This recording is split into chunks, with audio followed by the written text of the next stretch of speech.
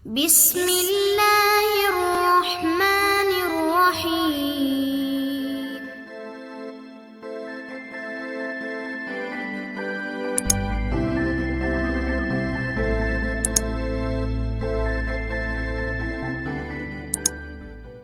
Assalamualaikum warahmatullahi wabarakatuh. Salam sejahtera untuk kita semua. Anak-anak kelas 11 listrik, pada kesempatan kali ini kita akan melanjutkan materi kita minggu lalu. Pada hari ini kita akan mempelajari jenis-jenis sistem kendali elektromagnetik. Jenis kendali elektromagnetik dibagi menjadi 3 anak-anak sekalian. Yang pertama adalah kendali manual, dan yang kedua adalah kendali semi otomatis. Yang ketiga adalah kendali otomatis. Yang pertama adalah kendali manual. Kalian bisa melihat ini adalah diagram dari sistem kendali manual. Yang pertama tentu adalah panel listriknya yang di dalamnya ada MCB dan lain sebagainya. Kemudian yang kedua adalah pengendali manual yang berupa saklar, ya. Kemudian yang ketiga adalah motornya. Nah, sistem kerja dari kendali manual ini sangat sederhana, anak-anak. Ini adalah contoh gambar dari kendali manual, yaitu saklar tugel. Ini tangkainya sama dengan ini ya. Nah, cara kerjanya sangat sederhana. Cukup kalian tarik ke bawah, maka motornya akan on. Kemudian untuk mematikan motornya atau memberhentikannya, tinggal tarik ke atas sehingga motornya off. Dibanding kendali otomatis atau semi otomatis, kendali manual ini tentu membutuhkan tenaga kita, ya, tenaga kita yang lebih besar gitu. Nah, selanjutnya saya akan menggambarkan konstruksi di dalam dari saklar tugel ini, ya. Nah, ini adalah konstruksi di dalam dari saklar tugel. Nah, ini tangkai saklarnya. Nah, arus masuk ke input dari saklar tugel ini. Kemudian ketika tangkai ini ditarik ke bawah, maka posisi ini akan tertutup, ya, sehingga arusnya mengalir ke arah motor. Nah, sesederhana itu ya konstruksi dari sistem kendali manual, yaitu saklar tugel. Yang kedua adalah kendali semi otomatis.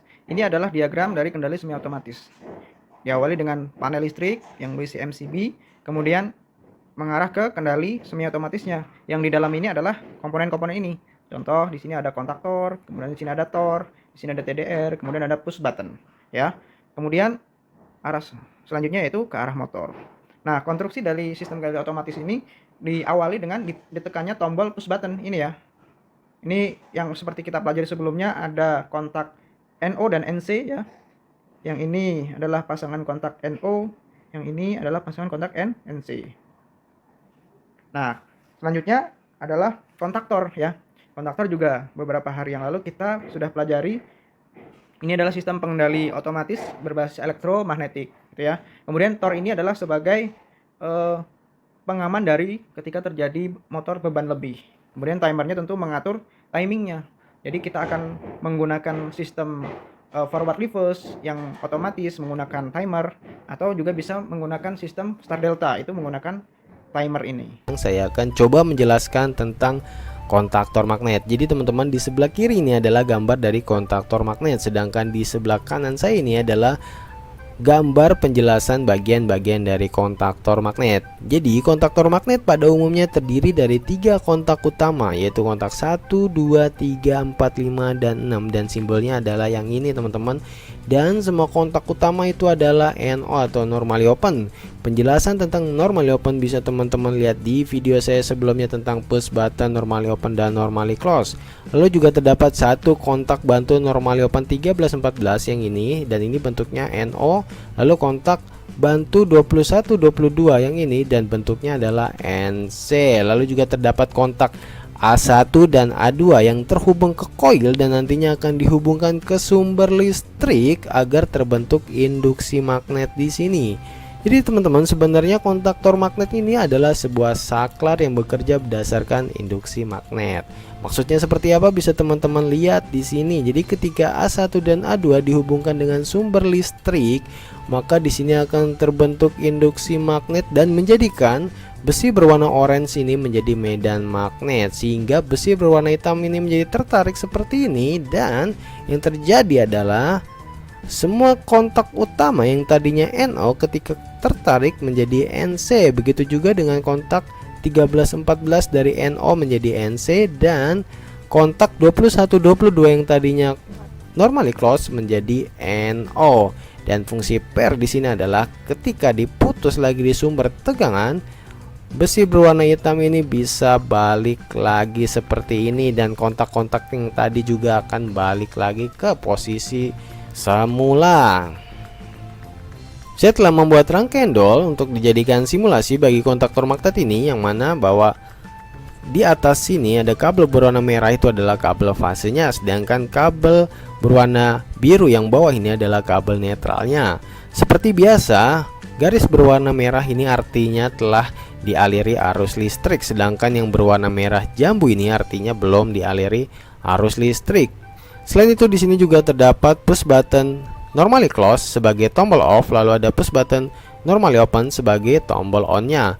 Dan bagian kontaktor magnet yang saya pakai adalah 1314, yaitu kontak bantu normally open, juga ada kontak utama 1 2 yang bentuknya juga normally open, dan juga kontak A1 dan A2. Jadi teman-teman, jika saya tekan push button NO-nya ini sebagai tombol on, maka yang terjadi adalah seperti ini. Di sini akan terenergize A1 A2, sehingga di sini akan menjadi besi berwarna orange ini menjadi medan magnet dan menarik besi berwarna hitam seperti ini. Dan 1314 yang tadinya normally open menjadi normally close. Begitu juga 1 2 yang tadinya normally open menjadi normally close, sehingga menjadi seperti ini, dan akhirnya lampu menjadi menyala.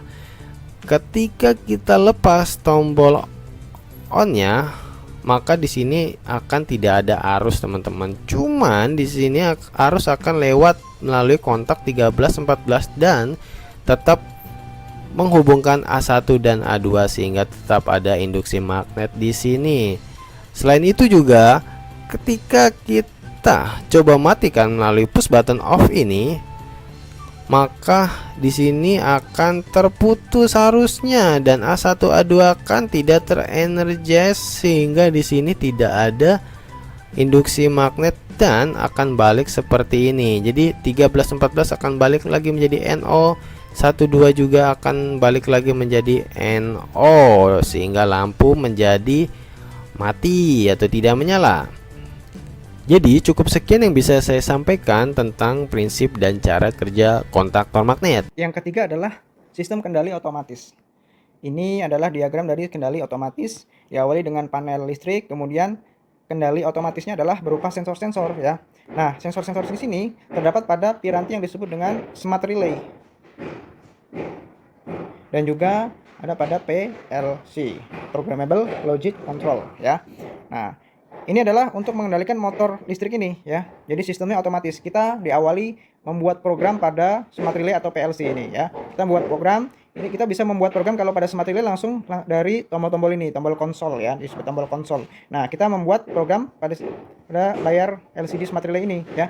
Bedanya kalau PLC dia harus menggunakan aplikasi di komputer. Di smart relay juga bisa. Jadi kita membuat program di PC menggunakan aplikasi Zelio Soft 2 ya. Kemudian kita download.